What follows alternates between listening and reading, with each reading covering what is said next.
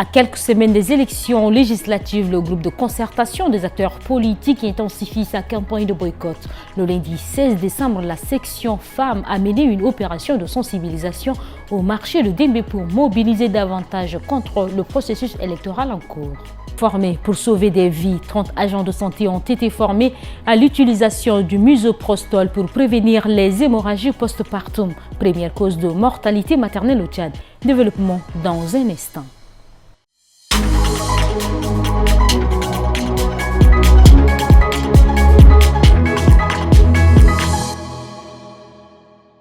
Mesdames et messieurs, bonjour, bienvenue aux 13h de Tchad Info. Le sommet extraordinaire des chefs d'État de la CEMAC s'est clôturé hier soir à Yaoundé. Les discussions ont porté sur les défis macroéconomiques préoccupants, mais aussi les avancées dans les projets structurants de la sous-région. À l'issue des travaux, les dirigeants ont lancé un appel en faveur d'une diversification économique renforcée et d'une meilleure consolidation des finances publiques. Dans le cadre de sa campagne de boycott active, le groupe de concertation des acteurs politiques GCAP Section Femmes a mené hier matin une opération de sensibilisation autour du marché de Dembé. Des tracts ont été distribués pour expliquer les raisons du rejet du processus électoral en cours. Habiba Anguini. Discuter et expliquer aux citoyens les raisons pour lesquelles il faut empêcher les élections en cours. Tel est l'objectif principal de cette campagne organisée par les femmes du GCAP. Pour ces dernières, cette offensive vise à mobiliser les énergies et les volontés en vue d'une révolution populaire. Loardoum Demaji Florence, l'une des porte-paroles du GCAP Femmes, explique les motivations de leur initiative. Nous, GCAP Femmes, sommes rendus compte que le gouvernement s'en moque éperdument et royalement en refusant d'écouter les cris de cœur des femmes et de la jeunesse. C'est la raison pour laquelle nous avons décidé de lancer la sensibilisation pour inciter nos frères et sœurs à profiter de cette occasion aux seules fins de s'inscrire dans l'histoire, en empêchant les élections du 29 décembre prochain.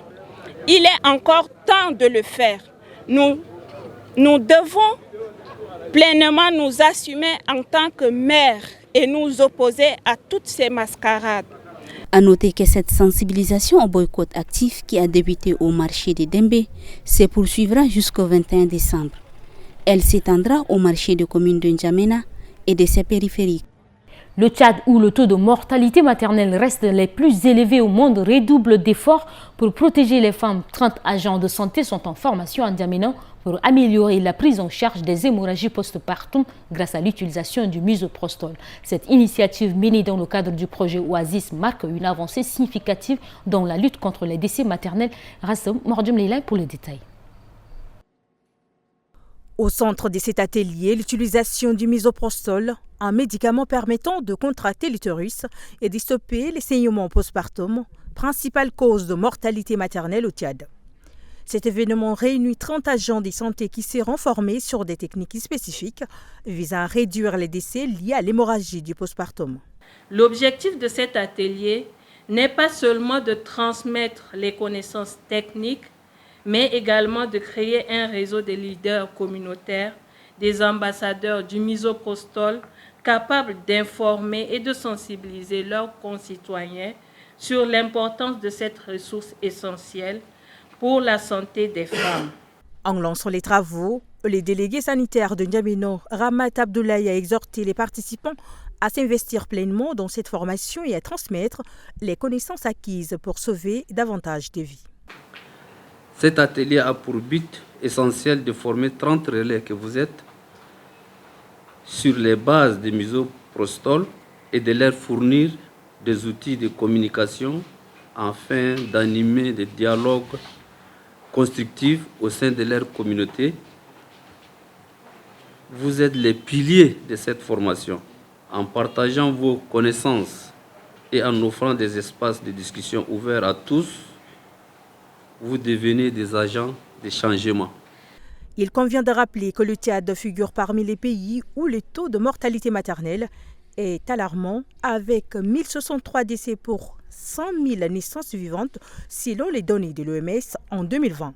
Grâce à cet atelier, les agents de santé seront outillés pour mieux prévenir et gérer les complications liées à l'accouchement, contribuant ainsi à une amélioration de la santé maternelle dans le pays.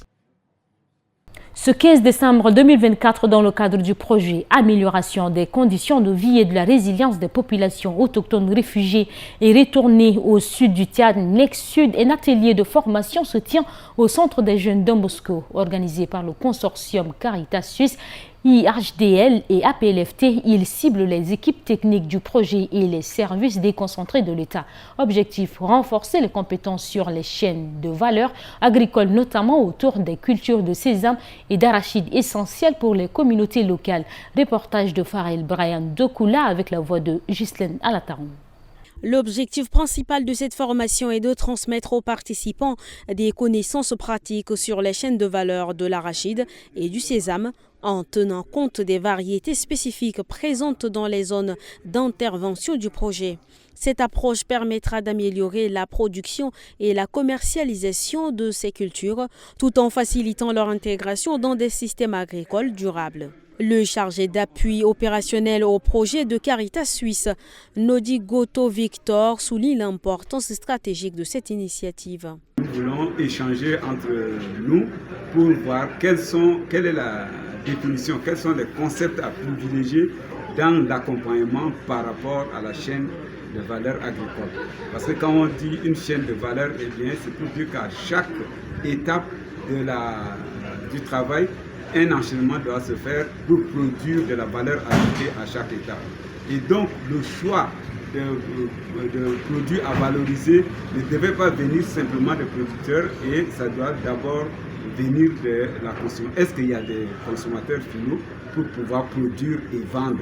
Il faut noter que le projet NexSud est financé par l'Agence française de développement AFD à hauteur de 13 millions d'euros, soit plus de 8 milliards de francs CFA. Mis en œuvre dans les provinces du Logone oriental, du Mont-Chari et du Mondoul, ce projet constitue une étape clé pour renforcer la résilience des populations autochtones, réfugiées et retournées. Il leur offre des compétences pratiques et durables pour améliorer leur sécurité alimentaire et leurs conditions de vie grâce à des pratiques agricoles renforcées. Mesdames et messieurs, à présent, nous vous emmenons au-delà de nos frontières avec plus d'informations. Imedolina Sour. À la suite de l'annulation du sommet qui aurait dû avoir lieu dimanche 15 décembre entre Félix Tshisekedi et Paul Kagame en Angola pour tenter de trouver une issue à la guerre qui ravage l'est de la RDC, la chef de la diplomatie congolaise a organisé une rencontre avec les ambassadeurs en poste à Kinshasa ce lundi 16 décembre. Objectif, leur expliquer la position de son pays après l'échec d'une réunion qui était très attendue. Et puis l'Union européenne accentue la pression sur les responsables de la guerre au Soudan. Ce lundi 16 décembre, Bruxelles a ajouté les noms des 4 nouveaux individus à sa liste de personnes placées sous sanction, tenues pour responsables d'activités compromettant la stabilité et la transition politique au Soudan, et ils font l'objet d'une interdiction de pénétrer sur le territoire européen, d'un gel de leur avoir et d'une interdiction de leur fournir des fonds. Et puis pour finir en sport, Ademola Lookman, l'attaquant nigérian de l'Atlanta Bergame, succède à son compatriote Victor Osim au palmarès du joueur africain de l'année. La Zambienne Barbara Banda a décroché le titre chez les femmes et l'Ivoirien Emers Foué a été sacré meilleur entraîneur africain. Le Guinéen Serou Girassi l'a rêvé, le Marocain Ashraf Hakimi l'a espéré, mais c'est bien le Nigérien Ademola Lookman qui a décroché le plus prestigieux titre individuel du football africain ce lundi 16 décembre au cours d'une cérémonie des CAF Awards organisée à Marrakech. Le Super Aigle a conservé le titre pour le Nigeria un an après le sacre de son compatriote Victor Osim. L'attaquant né à Londres a connu une année 2024 exceptionnelle avec la finale de la CAN 2024, mais son triplé historique lors de la finale de la Ligue Europa a certainement marqué les esprits et des points pour lui. Au-delà de ses belles performances, le Nigérien a su rester constant et devenir enfin un joueur clé pour son club, l'Atlanta, leader de Série A et sa sélection. C'est tout pour cette édition. Mesdames et messieurs, restez toujours sur Tchad Info pour plus d'informations.